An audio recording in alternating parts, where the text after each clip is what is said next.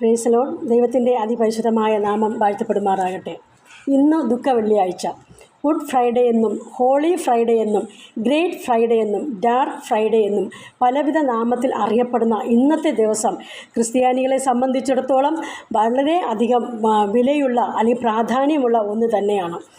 ഹോശാന ഞായർ തുടങ്ങി ഉയർപ്പിൻ ഞായറാഴ്ച വരെയുള്ള ഈ ഒരാഴ്ച ദിവസം കർത്താവിൻ്റെ പീഡകളെ സ്മരിച്ചുകൊണ്ടും കാൽവരിയിലെ ക്രൂശിലെ മരണത്തെ ഓർത്തുകൊണ്ടും ഉയർപ്പിനെ ഓർത്തുകൊണ്ടും പ്രാർത്ഥനയോടും ഉപവാസത്തോടും കൂട്ടായ്മകൾ ആചരിച്ചുകൊണ്ടും ഒരാഴ്ചക്കാലം അവർ സെലിബ്രേറ്റ് ചെയ്യുന്നു.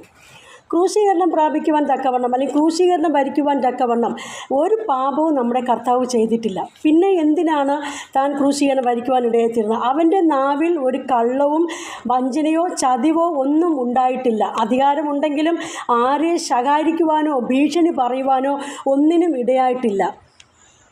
പിന്നെ എന്താണ് ക്രൂശീകരിക്കപ്പെടുവാൻ ഇടയായിത്തീർന്നത്? ദൈവം തൻ്റെ സാദൃശ്യത്തിലും സ്വരൂപത്തിലും ഉണ്ടാക്കിയ ആദ്യ മനുഷ്യൻ്റെ അനുസരണക്കേടിനാൽ വന്ന പാപം അവനെ മരണത്തിലേക്ക് നയിച്ചപ്പോൾ, അവനെ മാത്രമല്ല ഈ ലോകത്തിലെ എല്ലാ മാനവരാശിയുടെ മേലും ആ പാപത്തിൻ്റെ കറ വന്നപ്പോൾ, ആ പാപത്തിൽ നിന്ന്, ആദാമ്യ പാപത്തിൽ നിന്ന് മനുഷ്യരാശിയെ മുഴുവനും വിടുവിക്കപ്പെടേണ്ടതിന് പാപമില്ലാത്ത ഒരുവൻ്റെ യാഗം ആവശ്യമായിരുന്നു.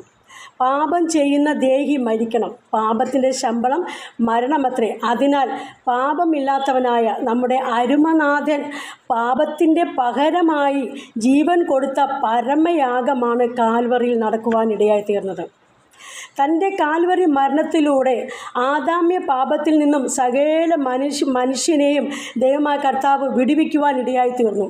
ഒന്നാമത്തെ ആദാമിൻ്റെ അനുസരണക്കേടിനാൽ മോശ മുഖാന്തരം ന്യായപ്രമാണവും മരണവും പാപവും രോഗവും ഒക്കെ ലോകത്തിലേക്ക് കടന്നു വന്നുവെങ്കിൽ, രണ്ടാമത്തെ ആദാമിൻ്റെ അനുസരണയാൽ കൃപയും സത്യവും വെളിപ്പെട്ടു വരുവാനിടയായിത്തീർന്നു.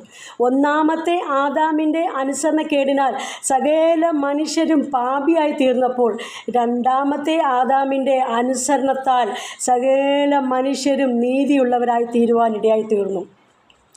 ഒന്നാമത്തെ ആദാമിൻ്റെ അനുസരണക്കേടിനാൽ മരണം പടികയറി വന്ന് ലോകത്തിൽ കൊടികുത്തി വാണുവെങ്കിൽ, രണ്ടാമത്തെ ആദാമിൻ്റെ അനുസരണത്താൽ മരണം പടി ഇറങ്ങി പോകുവാനിടയായി തീർന്നു.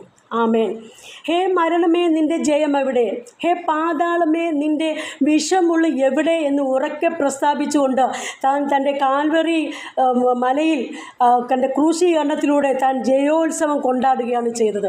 എന്നിട്ട് നമുക്ക് അത് പിൻപറ്റുവാൻ, നമുക്ക് ആ പാതയിലൂടെ പിൻപറ്റി പോകുവാൻ ഒരു മാതൃക വെച്ചേച്ച് പോകുവാൻ ഇടയായിത്തീർന്നു. ദൈവം തൻ്റെ സ്വന്തം പുത്രനെ നമുക്ക് നൽകിക്കൊണ്ട് നമ്മോടുള്ള സ്നേഹത്തെ വെളിപ്പെടുത്തിയപ്പോൾ, നമ്മുടെ അരുമനാഥൻ ഓരോ തുള്ളി രക്തവും അവസാനം വരെ നമുക്ക് നൽകിക്കൊണ്ട് എതിർത്ത് പറയാതെ നമ്മളോട് സ്നേഹത്തെ വെളിപ്പെടുത്തിയപ്പോൾ, നാം എന്താണ് കർത്താവിന് പകരമായി കൊടുക്കേണ്ടത്? നാം നമ്മുടെ ജീവനെയല്ല പകരമായി കൊടുക്കേണ്ടത്. നാം നമ്മുടെ ജീവിതത്തെ ദൈവത്തിന് കൊടുക്കുവാൻ ഇടയായി തീരണം. നമുക്ക് വെച്ചേച്ച് പോയ ആ കാൽപാദങ്ങളെ പിന്തുടർന്നുകൊണ്ട് നിത്യത എത്തുവോളം ദൈവത്തിൽ ആശ്രയിക്കുകയും വിശ്വസിക്കുകയും വിശ്വസ്തനായി നിന്നുകൊണ്ട് കർത്താവിൻ്റെ പാദപീഠത്തെ അനുഗമിച്ചുകൊണ്ട് നമുക്ക് നിത്യതയിലേക്ക് പോകാം. ദൈവമായ കർത്താവ് അതിൽ നമ്മെ സഹായിക്കട്ടെ.